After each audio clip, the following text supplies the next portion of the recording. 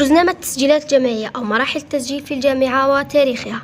أولا عندنا المرحلة الأولى تبدأ من 27 جويلية إلى 8 أوت، فيها التسجيلات الأولية عبر الخط وتأكيد التسجيلات الأولية عبر الخط أي عبر الإنترنت، ثم تأكيد الرغبات وعرض نتائج التوجيه. المرحلة الثانية من 9 أوت إلى 16 أوت الخاصة بالمدارس العليا الأساتذة من 9 إلى 13 أوت. أما الذين لم يعطوهم أي اختصاص من اختياراتهم عندهم من 9 إلى غاية 16 أوت، فيها انطلاق العملية المعالجة والإعلان عن النتائج. عندنا المخصصة للإيواء والإقامة من 9 إلى 16 أوت. عندنا المرحلة الثالثة التسجيلات النهائية عبر الإنترنت أو عبر الخط من 4 إلى 9 سبتمبر.